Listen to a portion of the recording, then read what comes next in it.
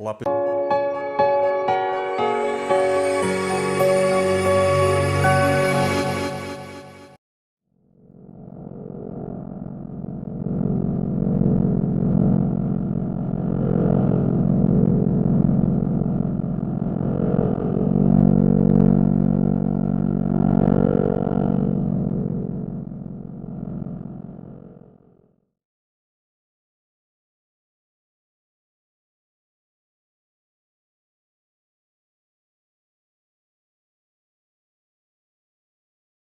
Olá pessoal, hoje então vamos para a quarta e última parte sobre esse tema que é tão controverso a respeito dessa substância que tem como título adrenocrome, né? Então vamos continuar contando um pouco mais a respeito disso e agora falando também sobre o aspecto científico e não mais sobre rituais místicos, sobre crenças populares e tudo mais, mas qual o embasamento científico que está por trás disso, né? Pouco se fala, né, sobre os túneis subterrâneos, né, por exemplo, que tem no aeroporto de Denver. O aeroporto de Denver ele tinha um orçamento X para ser construído, um prazo, né, ele aumentou o orçamento e dilatou o prazo. E nós todos sabemos, né, isso não é notório, que existem túneis nesse aeroporto de Denver, né, mas ninguém sabe para quê e ninguém divulga para quê. Porque, né, aquilo como nós já falamos antes, a mídia chama lá os bombeiros e eles abafam a notícia, né? Então, existem já os túneis de Nova York, né, que estão em evidência agora no momento, eles são sim utilizados para fins militares, como eu falei já anteriormente, né, e vou pôr aqui imagens também, né, mais uma vez reforçando, são capazes de comportar, né, navios, aviões, né, e também, além da parte usada pelos militares, tem uma parte muito grande, a maior parte não é usada por militares. Também lembrando que muitos militares, não posso afirmar todos, mas uma parte dos militares de alta patente possuem associações com seitas secretas, né? Ou então até mesmo com a própria Irmandade, né? E esses túneis não existem só em Nova York, esses túneis existem no mundo inteiro, inclusive no Brasil, né? E achados arqueológicos, se você procurar pela internet aí, túneis, né? Túneis subterrâneos, cidades subterrâneas, vocês vão encontrar que a China, né, tá cheio de túneis ali. Na Turquia, especialmente na Capadócia, tem mais de 50 túneis subterrâneos. Tem um deles, que é o maior de todos, ele vai 20 andares abaixo da terra, né? E ele seria capaz de comportar essa cidade que verdadeiramente cerca de 20.000 pessoas, né? Veja bem, isso não é um bunker, tá? São apenas passagens. Mas eu já falei em um vídeo, acho que foi Campos de Fogo, que a Irmandade possui sim bunkers capazes, são verdadeiras cidades capazes de comportar 20.000 pessoas, né? Assim, com um certo conforto, né, durante pelo menos 10 anos, né? Então, eles têm essa estratégia aí e eles acham que vão ganhar e que vão ficar lá e quando eles saírem eles vão herdar a terra, vão herdar ruínas, né? Esses túneis também existem, galerias de túneis tem pelo mundo inteiro, próximos a Cracóvia tem, né? Inclusive tem túneis que são abertos a visitantes, né?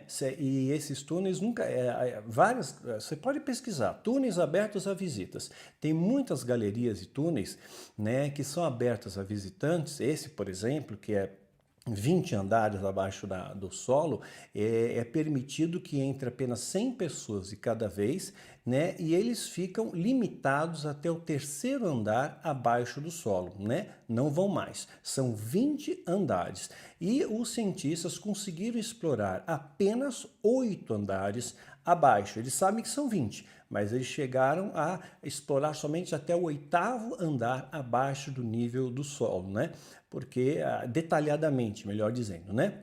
Então essas galerias, não confundam com bunkers, elas estão praticamente em todo o nosso planeta. E existe aqui no Brasil também, em Curitiba, só pesquisar, em Brasília, tem na Itália, Portugal, Espanha, Estados Unidos, né? Então tem tudo quanto é lugar, né? São túneis de passagem, tá? Para passar ou transportar alguma coisa que não querem que seja observado, que as pessoas não vejam. É para isso.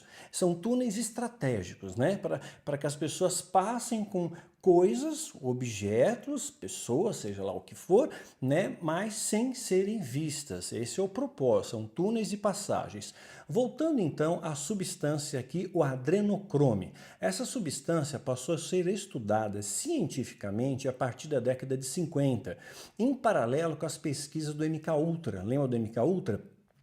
O adrenocrome e o MKUltra estão muito próximos, estão muito interligados, né? Mas eu já gravei um vídeo no meu canal sobre MKUltra, tá? Então fica aí para vocês assistirem também. O efeito, né, dessa substância, ela pode se equivaler a uma dose de LSD, causando uma grande euforia, só que sem os efeitos, os dobramentos, né, de efeitos colaterais que uma droga teria atacando o seu organismo ou ferindo algum órgão ou te limitando em alguma coisa. Então ele se tornou uma droga, né? Vou mostrar aqui o tubinho mais uma vez.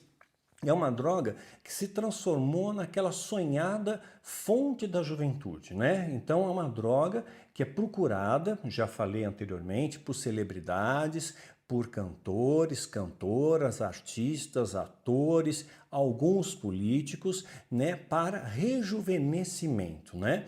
Então, aquela pessoa que você olha e, poxa, não envelhece, né? Então é a grande sonhada fonte da juventude. Para ter dados eficientes, né, com as notícias, para ter dados eficientes a respeito disso, né, para você ter a comprovação científica, muitas notícias estão circulando em nosso meio, né, validando que realmente pode retardar o envelhecimento. Em outros casos, pode trazer restauração, né? Restauração da sua audição, melhora da sua visão, restauração pode ser talvez uma cura para o Alzheimer, pode ser cura para problemas cardíacos, pode fazer muitos aparentes milagres, né? Então, existem muitos cientistas que acabaram estudando isso e começaram a chegar a algumas conclusões. Vejam bem, são equipes diferentes de pesquisas, tá? Não estou falando de um grupo de pesquisa de cientistas que pesquisaram, mas vários grupos de pontos diferentes do planeta, muitos deles em épocas diferentes, pesquisaram a mesma coisa e chegaram no mesmo resultado. Nós vamos citar alguns, tá bom? Não vai dar para citar todos, né? Então eles acabaram encontrando, né, os cientistas descobriram e divulgaram dados de estudos que comprovaram que camundongos, né, em que o sangue dos jovens foi utilizado, camundongo mais jovem, foi uma vez introduzido no ratinho mais velho, foi capaz de reverter, né, o envelhecimento dos ratos mais velhos. Olha só que coisa, um estudo científico, tá? E para eles divulgarem isso, né, foi divulgado em fontes oficiais, em revistas como a Nature, né, revistas científicas, né, para eles divulgarem isso, eles não podem ser aleatórios, mesmo porque não foi a única equipe de cientistas que chegou nessa conclusão, né? Então pode causar o rejuvenescimento, né, o sangue do rato do jovem, pode ser, quando usado para aplicação num rato idoso, velhinho, pode reverter o envelhecimento. Eu não estou dizendo retardar, eu estou falando reverter. Sim, ele rejuvenesce, né? E ele rejuvenesce tudo. Músculos, inclusive o seu cérebro. Melhora a sua capacidade cognitiva, sua inteligência, sua memória. Você volta a ter a memória que você tinha com 20 anos de idade, a força de 20 anos de idade, a audição, a visão, o paladar, tudo, né? Então, segundo uma fonte, olha, o New York Times, estamos falando aqui de um jornal de altíssimo renome, né, que não poderia publicar uma fake news, porque isso mancharia um nome que eles lutaram décadas para conquistar. Então foi publicado no New York Times o seguinte: especialistas disseram que a descoberta pode ser bastante útil para o tratamento de doenças como Alzheimer. Esse tipo de experiência, né, tirando sangue de rato jovem e introjetando em ratos mais velhos. A experiência está limitada aos ratos, né? Inclusive para males cardíacos, né? Então, várias pesquisas, elas se baseiam em descobertas realizadas nos estudos mais antigos, né? Elas dão continuidade a estudos que já foram realizados mais antigos, como, por exemplo, um deles aconteceu na década de 50, 1950. Foi publicado esse estudo pelo Dr. Clive M. Mackay. Mackay, acho que é Mackay. Dr. Clive M. Mackay, acho que é assim que se pronuncia. Em 1950, ele publicou um estudo, esse médico, esse cientista. Esse cientista não era qualquer um, ele era membro, né, da faculdade de Cornell, né? Então, uma faculdade de renome, né? Não estou falando de qualquer faculdade, é a da faculdade Cornell. Ele e seus colegas, o seu grupo científico, né? Eles testaram o efeito do sangue de ratos jovens em ratos mais velhos, né? Para isso, o que eles fizeram? Eles uniram partes de camundongos costurando seus vasos sanguíneos. Eles praticamente ficaram grudados um no outro, né? A experiência, eu detesto, eu não seria capaz de fazer uma coisa dessa. Eu amo os animais e se eu visse isso eu ficaria horrorizado, né? E ainda vivos, né? Então, né? Mas é a ciência, é assim que descobrem vacinas e tudo mais. Então, eles costuraram os vasos sanguíneos dos ratos novos junto com o rato velho. E eles ficaram presos, costuraram a pele também, ficaram presos um no outro. E aí o sangue começou a circular. O sangue velho circulava no rato novo e o sangue do rato novo circulava no rato mais velho, né? E aí o que aconteceu? Esse procedimento tem um nome da medicina chamado parabiose. Parabiose é o nome dado pela medicina para esse tipo de procedimento, a parabiose. Após o processo, né, eles deixaram um período, né, não muito preciso aqui, porque isso varia muito de pesquisador para pesquisador, mas essa experiência foi repetida por vários cientistas, né, eles chegaram ao seguinte consenso. Após o processo, após essa parabiose, os vasos cresceram e se juntaram aos sistemas circulatórios dos ratos.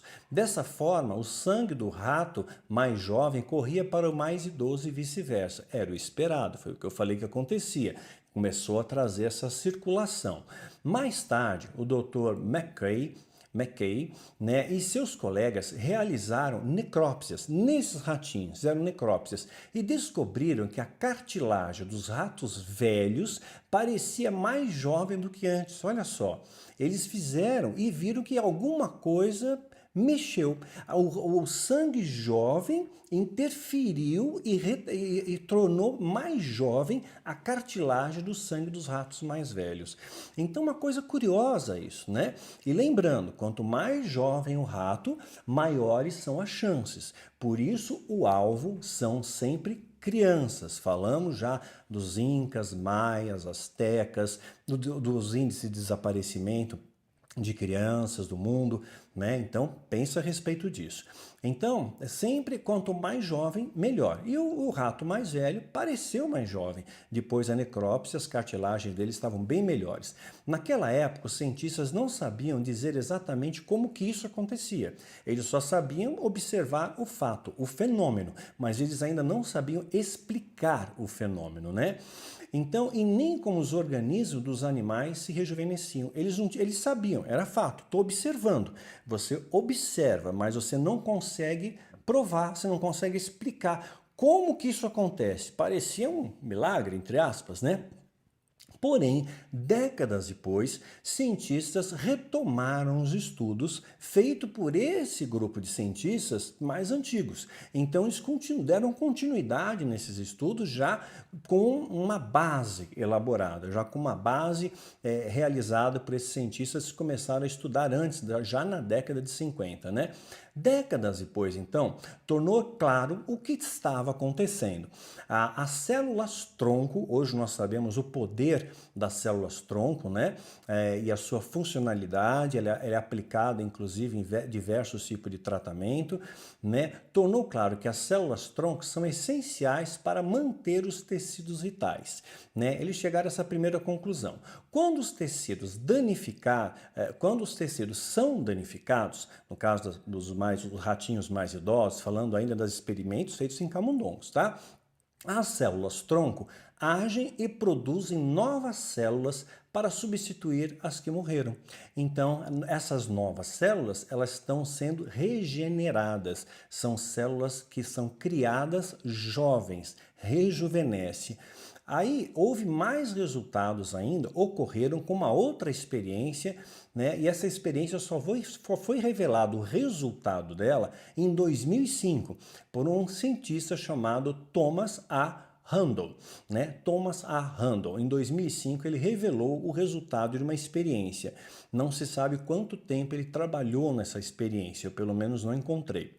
Ele era professor de neurologia, vê que não é qualquer mané, ele era professor de neurologia da Escola de Medicina da Universidade de Stanford. Mas estamos falando de alguém aqui extremamente capaz, não é um leigo, né? Então, ele divulgou a seguinte experiência. Ele e seus colegas, é claro que ele tinha uma equipe, né? É necessário uma equipe de cientistas, né? Um sozinho não dá. Soldado sozinho não vence batalha, né? Ele e seus colegas, né, reviveram as experiências de McCoy, né, reviveram, ou seja, eles pegaram aqueles resultados que já existiam, antigos, aquelas descobertas, e eles deram sequência naqueles estudos, porque eles já tinham parte, né, do fenômeno em mãos. Eles sabiam que rejuvenescia, eles só não sabiam como. Então ele queria explicar como, né? Então a experiência, lembrando, uniu os ratos jovens com ratos, e ele acabou unindo, ratos jovens com ratos idosos por 5 semanas, tá? Esse cientista aqui é o Thomas, que acabou revelando em 2005 o resultado dos seus trabalhos. Lembrando, ele foi professor de neurologia da Escola de Medicina da Universidade de Stanford. Ele acabou repetindo a experiência e ele uniu os ratos jovens com ratos idosos. Aquela mesma união. Uniu os vasos sanguíneos, colou um no outro e deixou eles durante 5 semanas. Aqui, né, nós temos um número temporal. As conclusões mostraram que, pasmem, os músculos dos velhos tinham se renovado tão rapidamente quanto dos jovens.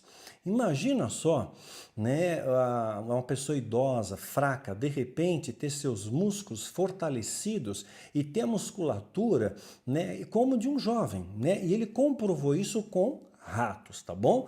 Né?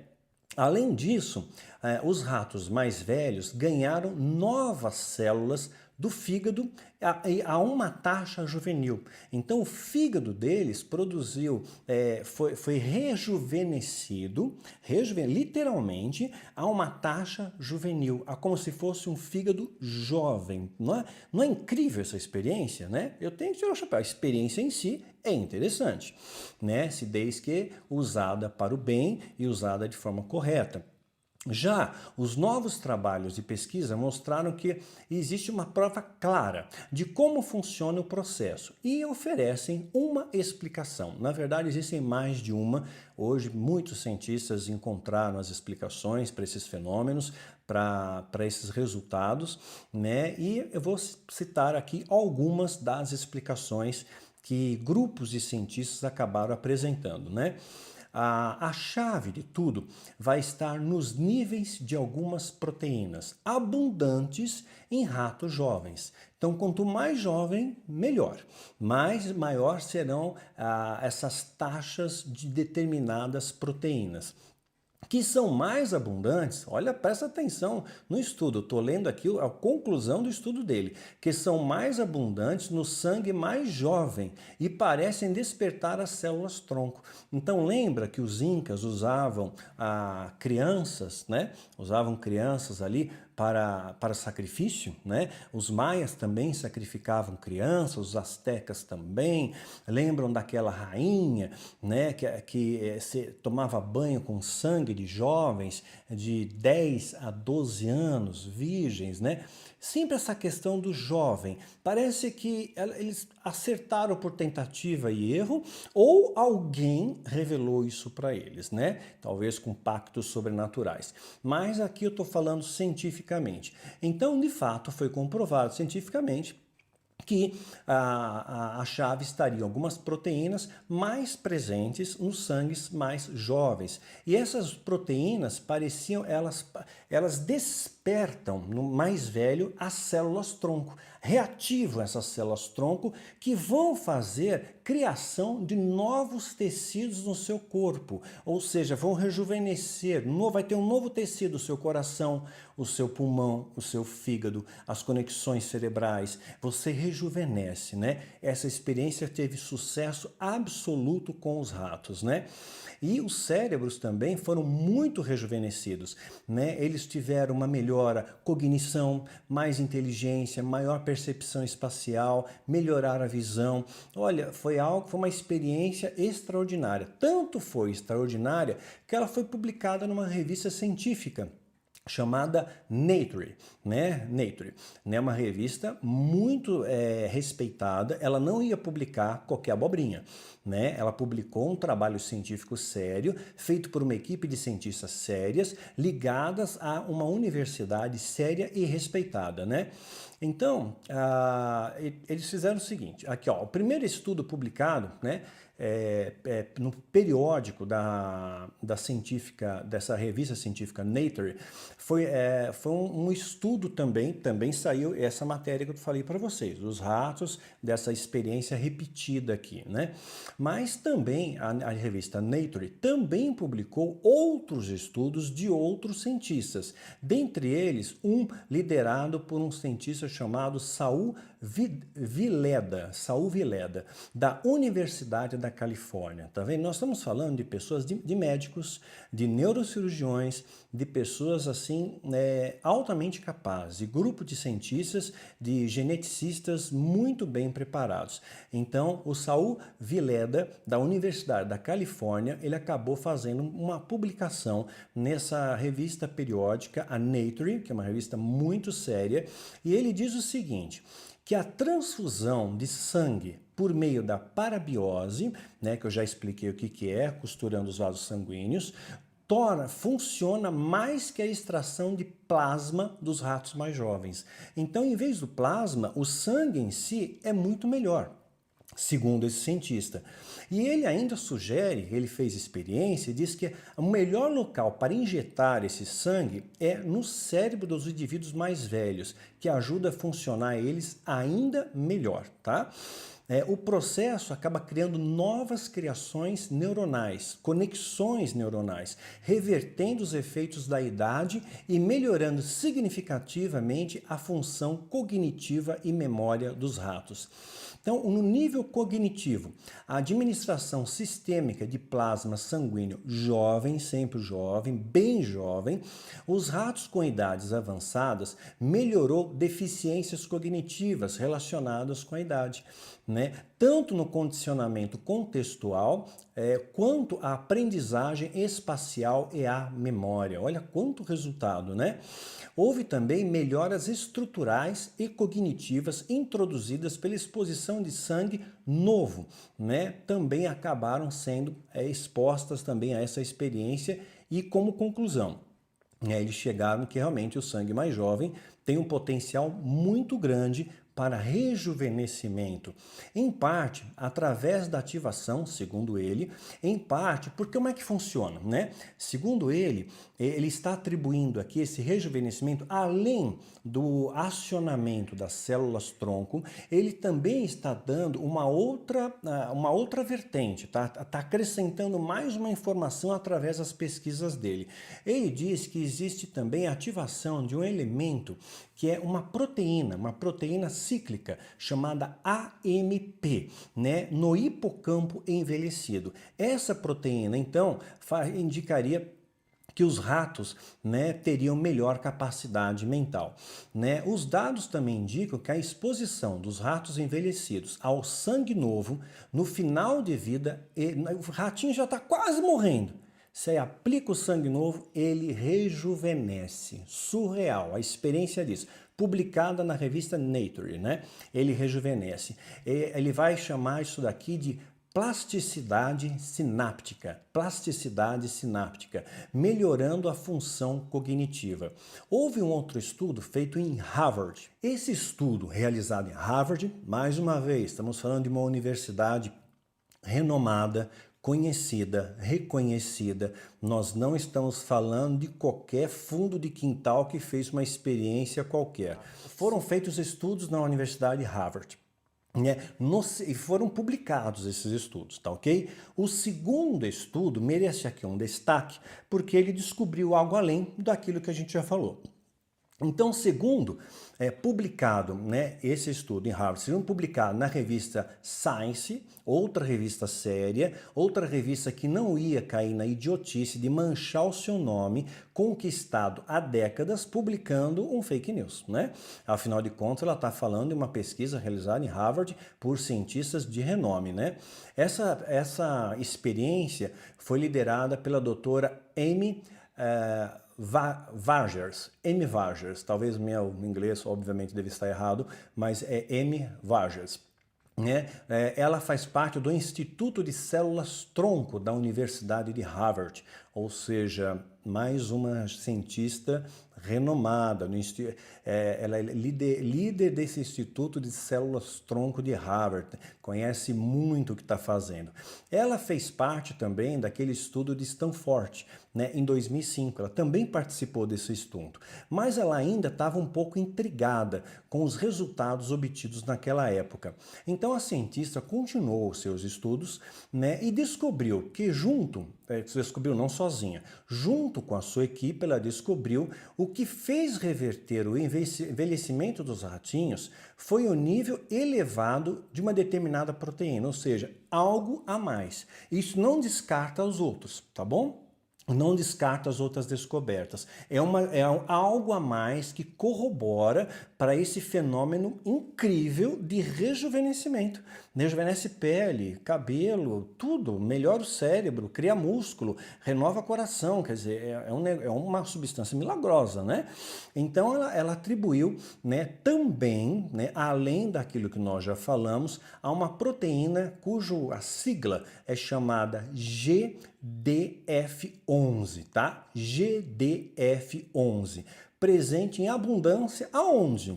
No sangue jovem. De novo no sangue jovem, em abundância.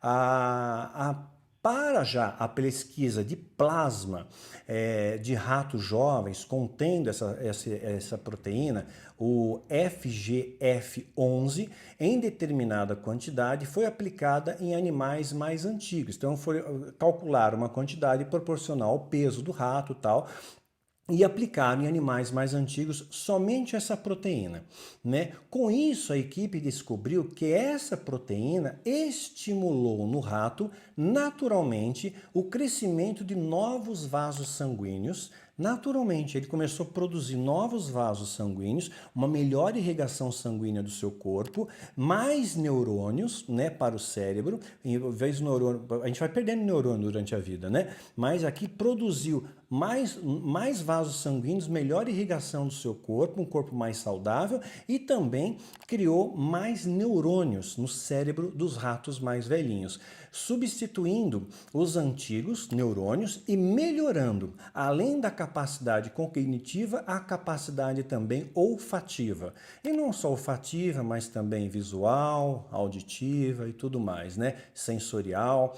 Segundo a doutora Amy, 2 trabalhos publicados mostram que, atenção aqui, em vez de tomar o medicamento para o coração, ou uma droga para os seus músculos e cérebro, talvez você possa chegar em algo que todos sejam afetados de forma benéfica. Você toma uma coisa só e funciona para tudo, é o elixir da vida, né?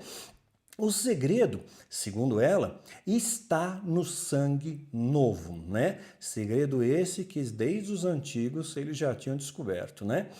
E é um sangue novo. No entanto, ainda não dá para sair por aí comemorando e pedindo uma doação de sangue para o seu parente mais jovem, né? Ah, me dou o seu sangue aí que eu vou ficar legal agora. Por enquanto, essas experiências divulgadas, elas estão apenas no horizonte dos ratos, tá? Eles ainda não têm certeza do funcionamento, segundo os cientistas, em seres humanos, né? Eles ainda teriam que fazer experiências em seres humanos, porque os seres humanos têm uma versão ligeiramente diferente do rato dessa proteína GDF11. Porém, né, segundo inferências científicas, os próprios cientistas dizem que a proteína humana provavelmente vai funcionar sim da mesma maneira que funcionou com os ratos. Então isso tem grande chance de funcionar em ser humano. Porém, os cientistas jamais vão dar essa informação para você, tá? Vai morrer aqui. Vai morrer aqui. Os pesquisadores estão muito animados, né? Os resultados em ratos são claros e não há conflitos entre os estudos publicados por todos os cientistas, né? Então houve uma pesquisa também do Thomas Randall com pacientes humanos, camundongos e com uma forma de distrofia muscular chamada de Duchenne, que sofrem degeneração muscular progressiva e estimulam o tecido conjuntivo à medida que envelhece. Agora, pesquisadores da Universidade de Medicina da Universidade de Stanford descobriram que a falha pode estar pelo menos em parte nas células-tronco que circulam nas fibras musculares.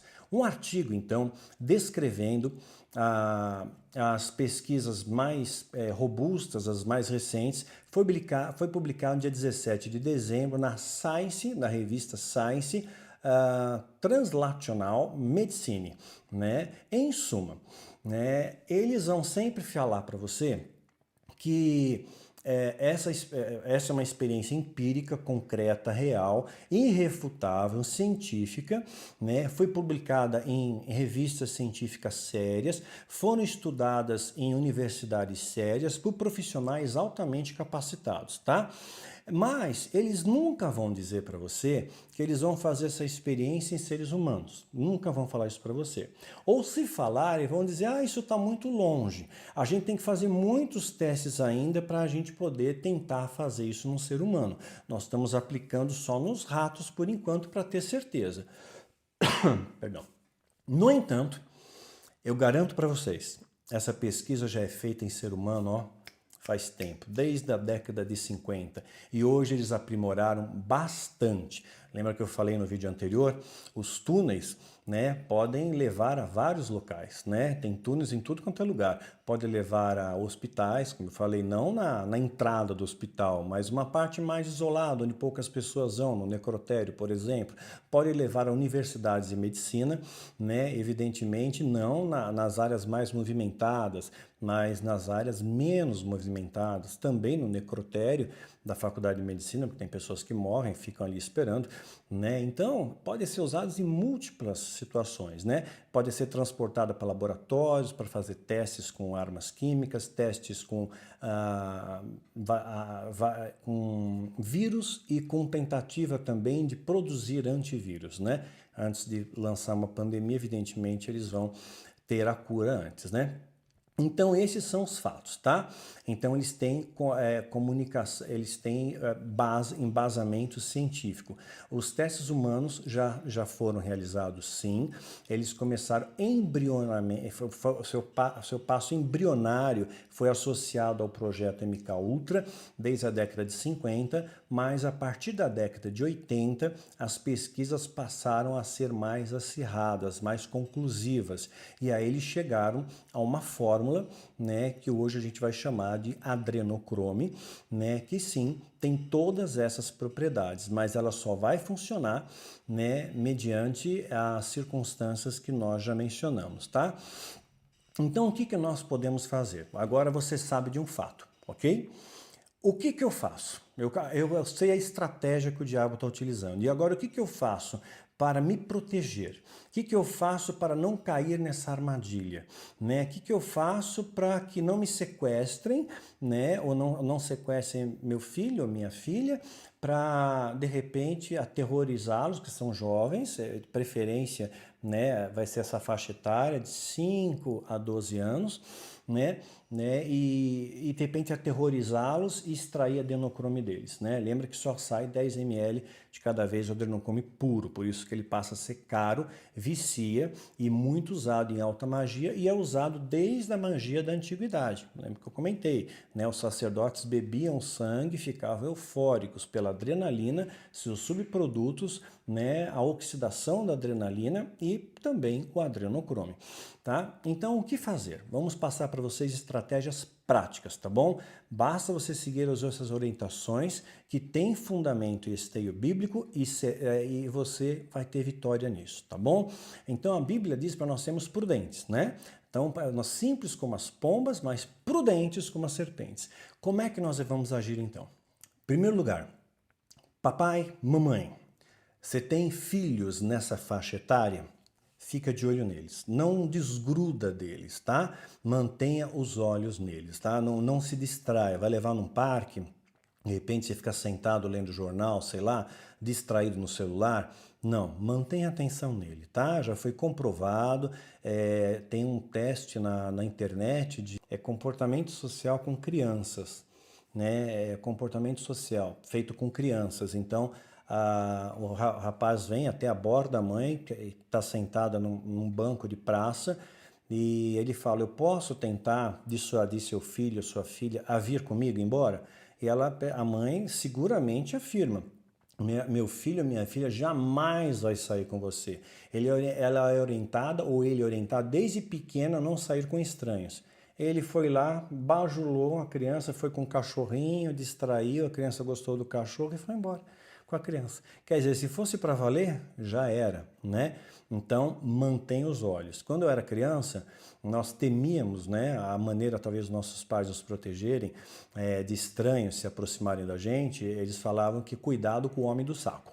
Então, o homem do saco era terrivelmente perigoso. Se a gente visse qualquer pessoa com um saco na mão, mesmo que seja o Papai Noel, a gente fugia, né? Então, hoje, as crianças são mais vulneráveis, né? Parece que muitas parece que vivem num mundo paralelo, meio fantasioso, talvez, por N motivos aí, por superproteção dos pais, sei lá. Então, oriente os seus filhos. Aquela coisa básica que a gente era orientado quando criança, repassa isso para os seus filhos. A gente esqueceu disso, a gente não orienta mais. Não aceita nada de estranhos. Não aceita doce, não aceita bebida, não aceita picolé, não aceita pirulito. Não aceite nada de estranhos. Aquilo ali pode estar com sedativo para levar o seu filho ou sua filha embora, sem que você perceba, né? Então, o mesmo vale para você orientar o seu filho ou sua filha nessa faixa etária para nunca acompanhar uma criança que ele ou ela não conhece. Essa criança pode estar sendo utilizada como meio de aliciamento também. A pessoa vai lá, traz aquela criança para cá, né? E aquela criança começa a ver que é outra criança. Então, se não for do seu círculo de amizades, se você não conhece essa criança, não é seu vizinho, não é parente, não estuda na mesma escola que você nunca viu na vida, né? Não oriente o seu filho, a sua filha, a não ir com essa criança para lugar algum. Tá bom? Se por acaso alguém chegar na escola, isso é importante você orientar seu filho e sua filha, chegar na escola e disser, olha, o seu pai está com problema e ele não vai poder vir te buscar hoje, então ele mandou eu, sou amigo do seu pai há 15 anos. Não vá. Conversa com a diretora, com a professora, fala, eu não conheço esse homem, liga para meu pai, liga para minha mãe, liga para minha família. Testa entendimento, tá? Isso pode acontecer tanto com meninos quanto com meninas. Às vezes, mulher chega, sou amiga da sua mãe, sou amiga da sua família, sou sua prima distante, acabei de chegar de viagem, sua mãe pediu um favor para vir te buscar.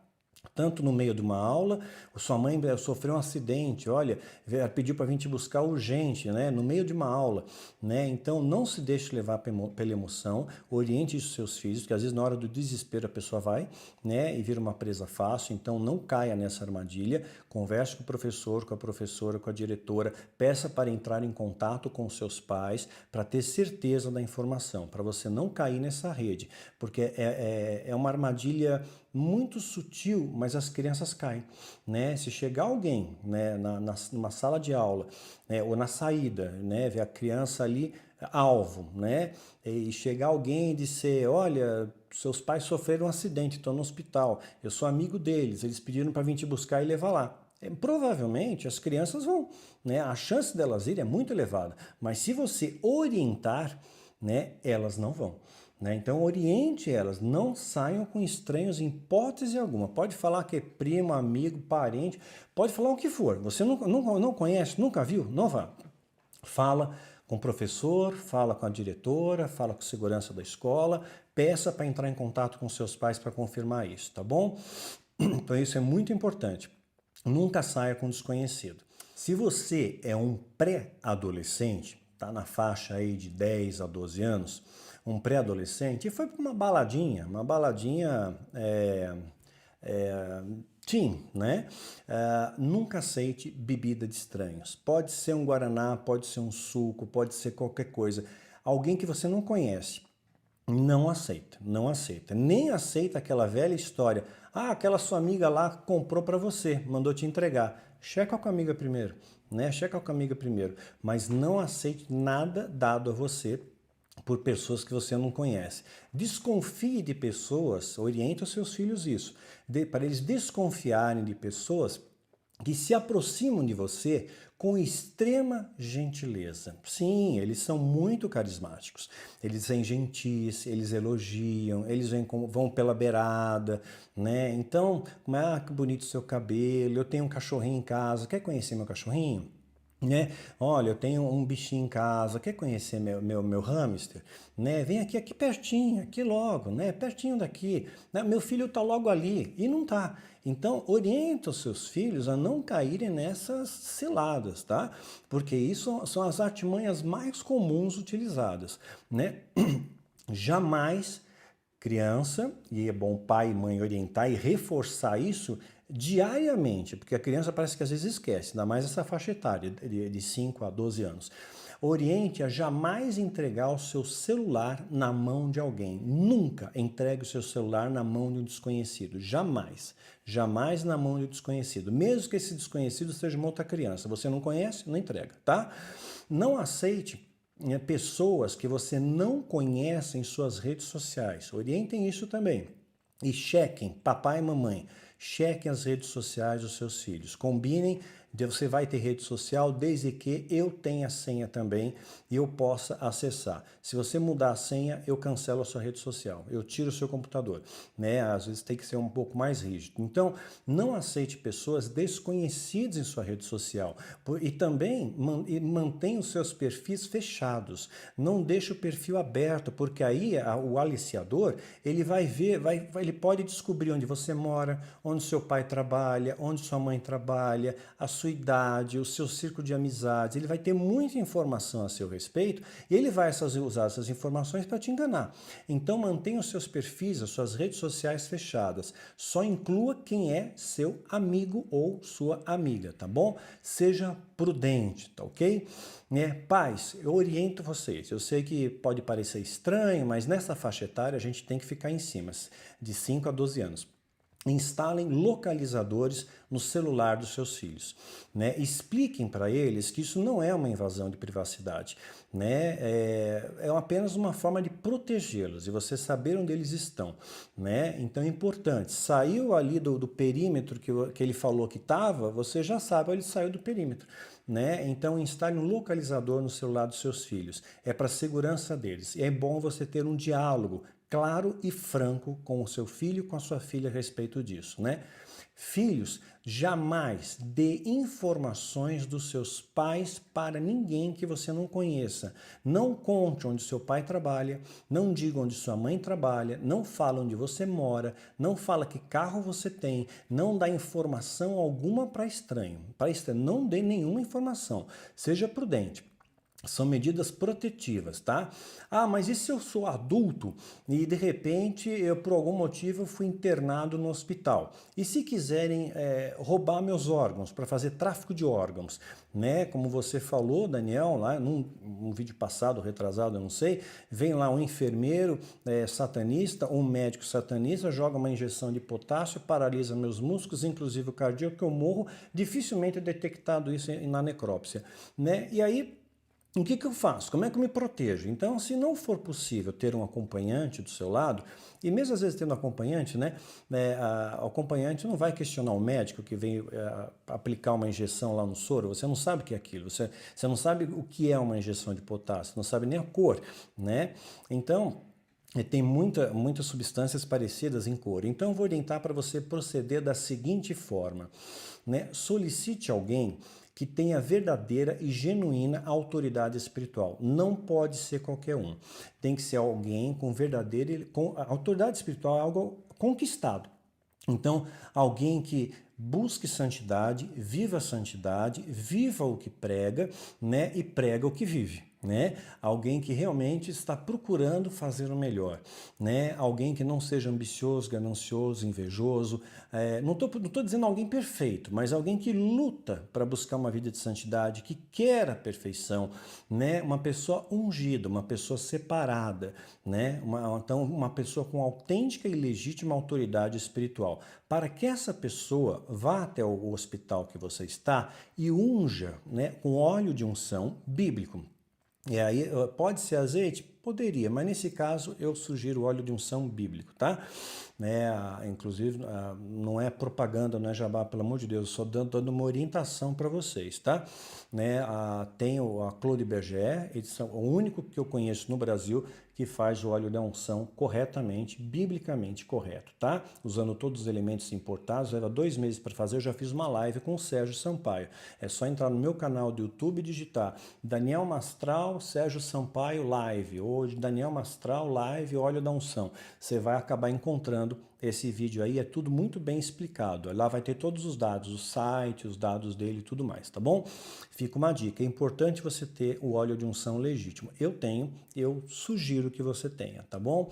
Então você tem que pegar alguém realmente separado, uma pessoa ungida pode ungir. Então, uma pessoa separada pode ungir. Então, essa pessoa revestida dessa autoridade espiritual, ela pode usar o óleo, né? Todos nós podemos, nós somos sacerdotes reais em Cristo, mas se você tem uma vida de pecado, você não pode. Deus não usa instrumento estragado, né? Deus não coloca vinho novo em barril velho, podre, né? E assim, então solicite alguém com essa autoridade espiritual para que venha ungir a porta de entrada do seu quarto, né? E o óleo de êxodo. Por que a porta? Porque a porta é um símbolo de entrada, é um símbolo de saída. Então, se alguém vier passar ali com a intenção do mal, essa intenção será neutralizada, né, pelo poder do Espírito Santo, pelo poder de Deus, não no poder do óleo. O óleo é um símbolo, mas a fé da pessoa que ungiu, somada à sua fé, né, vai trazer uma proteção espiritual para você. A Bíblia diz que ainda que você tomasse algo mortífero, mal algum lhe aconteceria. É a Bíblia que fala, tá? Também não é para você testar Deus. Vou tomar agora veneno de cobra na frente de todo mundo, vou mostrar que eu não morro. Não é assim.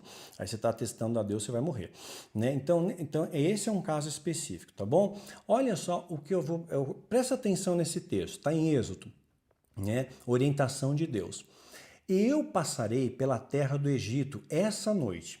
né? E ferirei todo o primogênito da terra do Egito, todo primogênito, desde os homens até os animais. E todos os seus deuses do Egito farei juízo. Eu sou o Senhor, promessa de Deus, tá?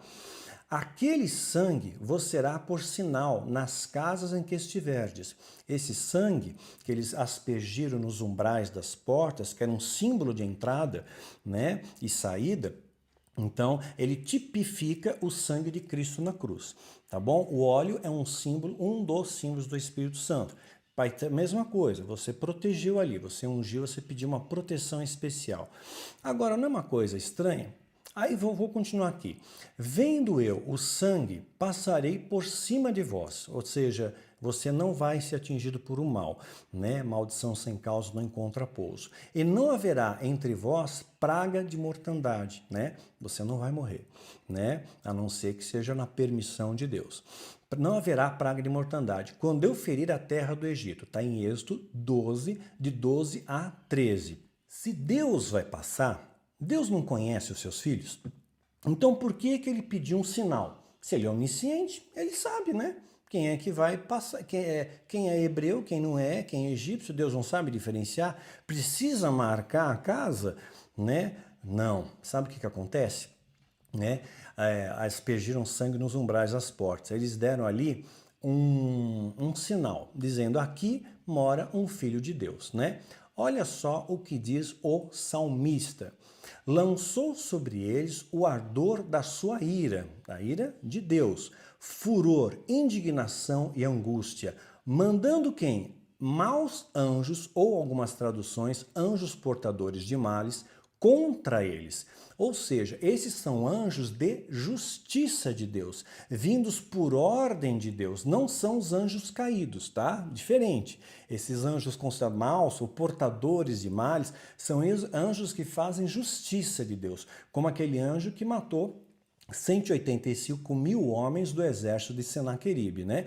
Então, esses anjos, eles não têm a onisciência de Deus. Deus mandou eles fazer o serviço. E Deus orientou eles, né? Olha, a casa que tiver a marca do sangue, vocês não toquem. Foi isso. Então, o próprio salmista esclareceu aqui. Então, quem foi enviado, Deus deu a ordem, mas quem foi lá executar a ordem foram os anjos portadores de males, né? E eles precisavam de um sinal para localizar quem eles deviam atacar e quem não deviam atacar. Preparou o caminho à sua ira e não poupou as suas almas ao norte, mas entregou a pestilência às suas vidas. E feriu todo o primogênito do Egito, primícias da sua força nas tendas de cão. Mas fez com que seu povo, eu, você, as ovelhas de Deus, de Jesus, saísse como ovelhas e os guiou para o deserto como um rebanho. Salmo 78, 49 a 52. É essa a estratégia, tá bom? Gente, nós estamos em guerra, né? E essa é uma das armas de guerra que nós temos, a unção com óleo e a nossa oração. Tá? É o momento de a gente usar o escudo. Estamos no momento histórico de usar o escudo. Mais adiante, nós vamos usar a espada.